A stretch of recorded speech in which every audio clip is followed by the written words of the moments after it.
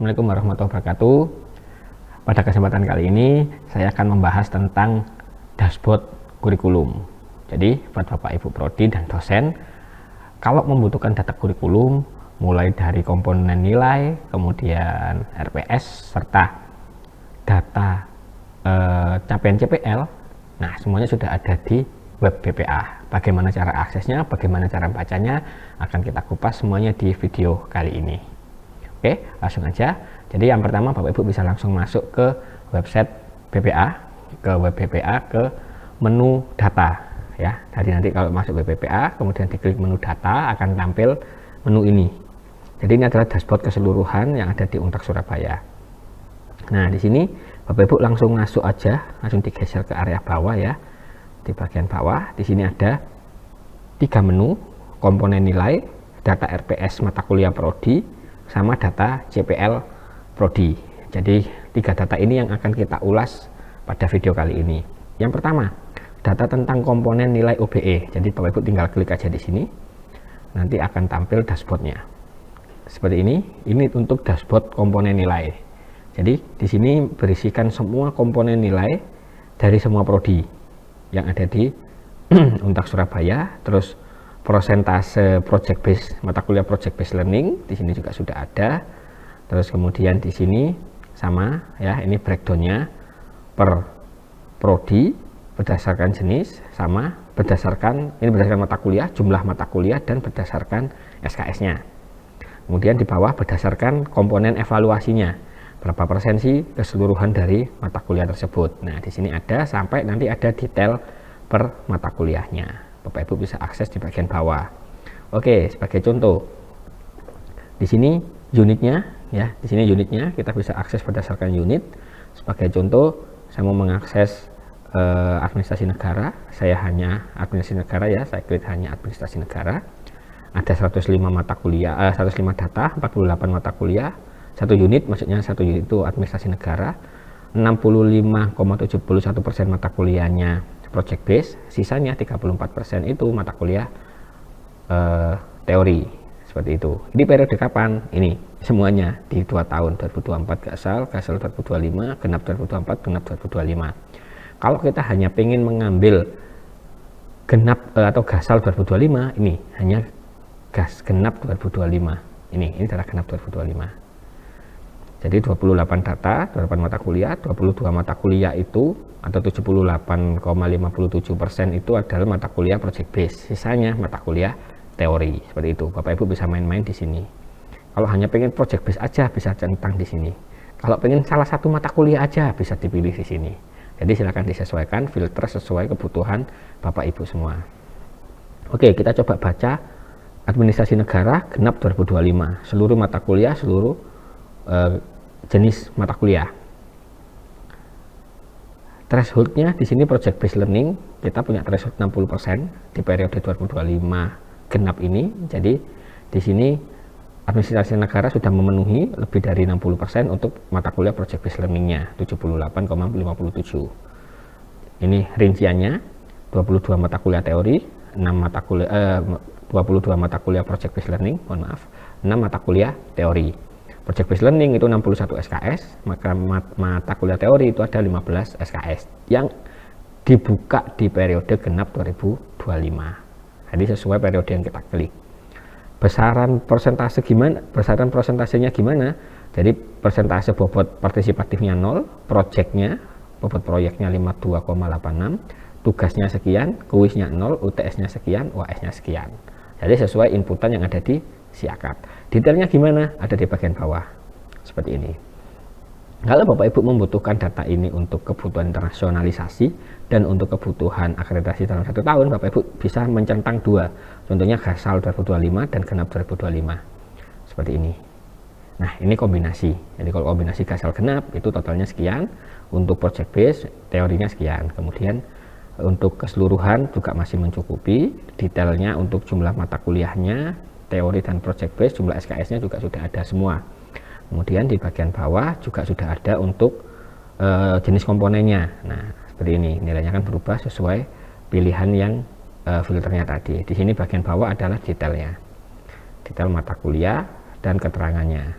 serta SKS di mata kuliah tersebut. Jadi kurang lebih seperti ini untuk menu pertama tentang laporan komponen nilai OBE. Seperti itu. Nah, selanjutnya di menu kedua tentang data RPS mata kuliah. Jadi Bapak Ibu tinggal klik di sini. Di sini berisi data tentang kesesuaian RPS, RTM, rubrik dan komponen penilaian. Jadi Bapak Ibu, khusus untuk data RPS ini kita start mulai periode genap 2025. Jadi kalau periode sebelumnya kita belum sampai mengecek kesesuaian, hanya mengecek ada atau tidaknya. Jadi di periode genap baru kita cek nih, RPS-nya sesuai enggak, RTM-nya sesuai enggak, rubriknya sesuai enggak, dan komponen nilainya sesuai atau enggak. Itu baru kita cek di periode genap 2025. Jadi periode sebelumnya kita belum bisa menampilkan di sini seperti itu. Jadi di sini ada mata kuliahnya, jumlah mata kuliahnya, jumlah prodi ya, ini jumlah RPS per prodi. Nah, ini kesesuaiannya berapa persen sih RPS yang sesuai di prodi tersebut. Kalau seuniv yang sesuai 62%, yang belum sesuai sekian, yang belum ada dokumennya ya, mata kuliah yang belum ada dokumennya itu ada 72 mata kuliah atau 7,2%. RTM gimana? RTM lebih sedikit lagi, 33% untuk seluruh universitas. Nah, ini prodi-prodinya yang ada, yang hijau ini berarti dia sudah ada yang sesuai. Yang merah itu belum ada dokumennya, jadi banyak yang belum ada dokumen RTM. Rubrik penilaian pun juga sama. Satu lagi tentang komponen nilai itu juga sama. Jadi seperti ini. Nah, detailnya di bagian bawah di sini kita breakdown per mata kuliah, SKS, dosen PJMK-nya di RPS itu siapa. Kemudian di sini ada RPS-nya, ada nggak dokumennya, sesuai nggak, RTM gimana, rubrik gimana, komponen gimana. Terus kemudian di sini ada keterangan yang kami berikan pada saat verifikasi. Terus kemudian di bagian kanan di sini link menuju RPS. Jadi Bapak bisa klik linknya untuk mengakses RPS atau keseluruhan RPS dalam satu drive yang dikirimkan di Siakat dan PD Dikti. Seperti itu. Nah, di sini kita coba per unit ya. Kita coba per unit. Saya coba di mana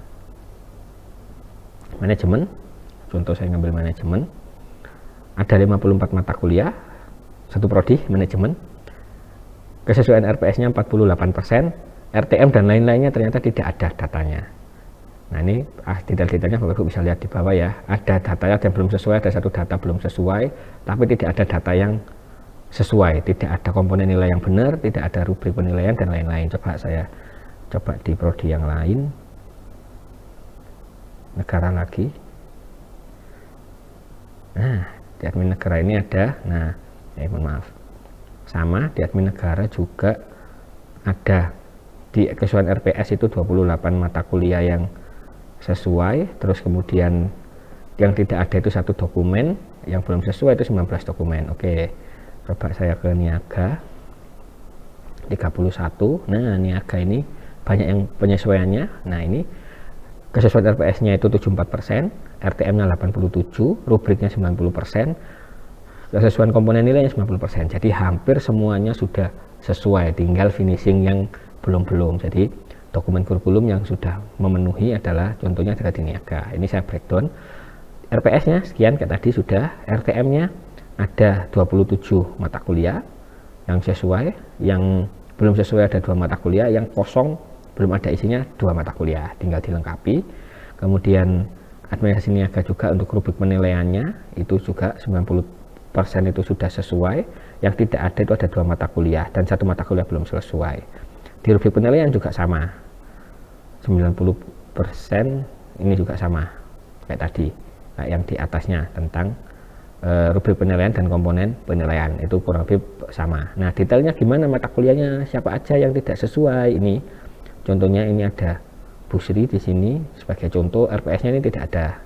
Nah, silakan nanti bisa disesuaikan di sini. Nah, kemudian ini ada satu juga belum sesuai, ini hanya Pak Anom di RPS dan lain-lain. Nah, ini belum sesuai karena apa? Karena ini sudah ada keterangan sub CPMK-nya tidak ada. Nah, seperti itu. Ini juga ada mata kuliah tapi di dosennya di RPS-nya tidak ada. Jadi tidak ada RPS, memang jadi kita bisa menuliskan di sini. Jadi ini kurang lebih sebagai contoh ya, ini salah satu contoh yang sudah banyak penyesuaiannya. Untuk selanjutnya, di periode selanjutnya Bapak Ibu bisa menyiapkan untuk kesesuaian keseluruhan ini di periode Gasal 2026. Untuk apa? Untuk kebutuhan detail di data kurikulum Bapak Ibu semua. Jadi kurikulum tidak hanya satu dokumen kurikulum ya, satu dokumen kurikulum tahun 2024 yang awal itu aja satu buku, enggak, tapi tentang detail-detail ini juga yang akan bisa ditampilkan pada saat akreditasi.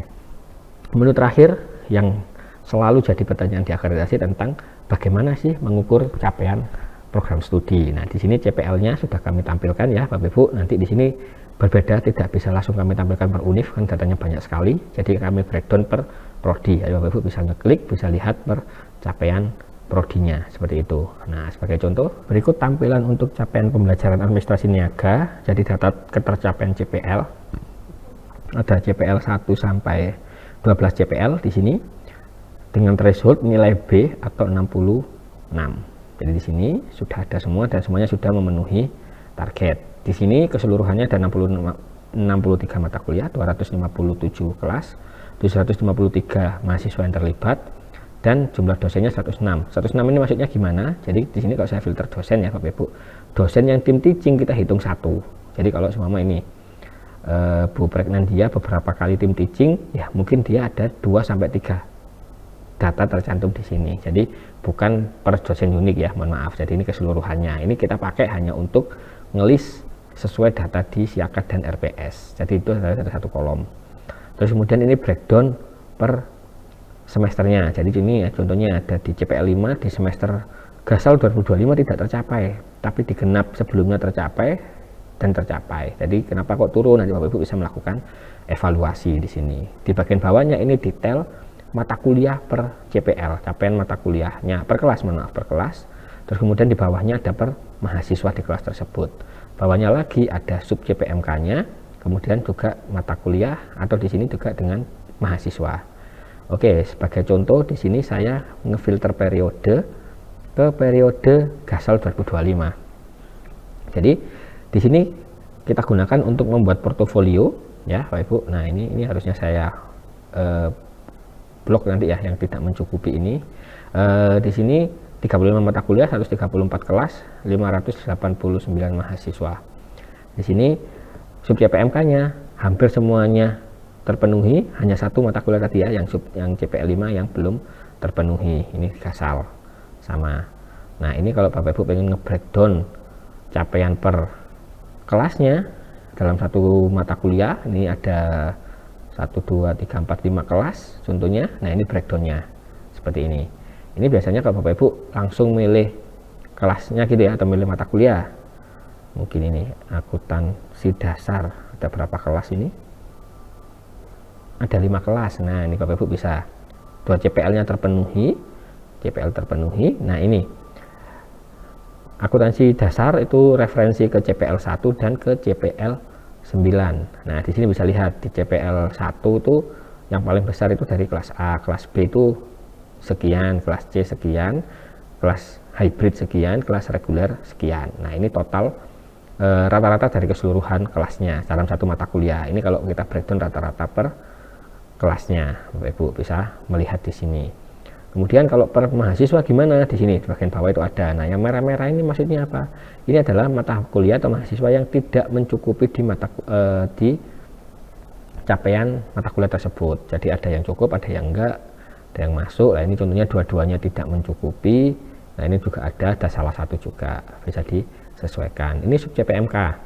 Sub CPMK 1, 2, 3, 4. Jadi kalau kita breakdown lebih turun per sub CPMK ada di bagian bawahnya. Nah, di sini ini di sub CPMK juga ada yang tidak memenuhi di sub CPMK 2 di 2 kelas ini, kelas C dan kelas hybrid. Kemudian di bagian bawahnya juga sama, di breakdown per mahasiswanya seperti itu. Jadi ini kalau kita mau ngambil portofolio per kelas, Bapak Ibu bisa langsung mengakses di menu ini, tinggal dipilih mata kuliahnya, kemudian dipilih periodenya seperti itu. Nah, kemudian kalau kita geser ke menu kedua yaitu tentang CPL mahasiswa, di sini baru yang kita melihat kira-kira mahasiswa ini sudah memenuhi CPL-nya atau belum. Nah, di sini kalau tadi adalah per mata kuliah, kalau di sini per mahasiswa, kita bisa filter mahasiswanya atau berdasarkan NIM atau berdasarkan angkatannya seperti itu. Ini contoh saya pakai angkatan 2021 ya contohnya. Nah, ini ada yang tidak tercapai juga.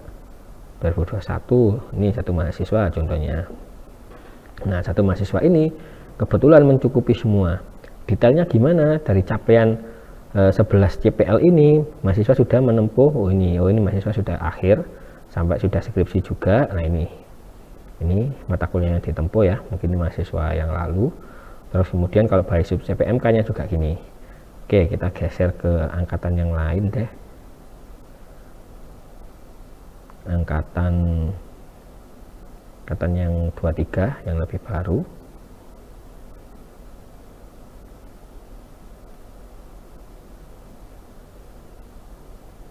Nah, ini hampir semua tercapai lah. Ini ada satu CPL di mata kuliah akuntansi biaya B, kelas B. Ini mahasiswanya tidak mencukupi, kurang dari 66. Nah, ini di sini bisa kelihatan ya. Nah, ini mahasiswa juga ada yang kurang di CPL 4 untuk mahasiswa ini, kewirausahaan. Nah, ini yang kalau kita breakdown per sub CPMK-nya lebih detail lagi. Ternyata masih banyak yang belum terpenuhi seperti itu. Jadi, itu adalah dua menu utama yang ada di dashboard capaian atau dashboard CPL, dari menu CPL Prodi sama CPL mahasiswa. Untuk distribusi CPL ini adalah menu khusus untuk Kaprodi, bisa melihat mata kuliah mana sih yang CPL-nya itu belum terdistribusi pada saat pembukaan semester lah. Contohnya ini etika bisnis di genap 2024 dan genap Gasal 2024 itu belum terdistribusi 100% ke CPL yang ada. Seperti itu. Ini buat evaluasi kalau pembuatan komponen nilai di periode selanjutnya itu bisa disesuaikan. Biar apa? Biar capaian CPL-nya itu bisa terpenuhi. Seperti itu. Jadi kurang lebih itu adalah 3 menu utama yang membahas tentang kurikulum, komponen nilai, RPS mata kuliah, dan capaian prodi. Dashboardnya sudah kita siapkan semuanya di web BPA. Jadi kurang lebih seperti itu Bapak Ibu. Semoga video ini bisa memberikan informasi lebih dalam tentang bagaimana sih kita mengevaluasi, membaca, serta melakukan penilaian terhadap kurikulum yang ada di prodi masing-masing, serta menunjang kebutuhan Bapak Ibu untuk proses akreditasi ke depan. Nah, semoga video ini bisa bermanfaat, bisa memberikan informasi lebih ke Bapak Ibu semua. Sekian dari kami, saya akhiri dulu. Wassalamualaikum warahmatullahi wabarakatuh.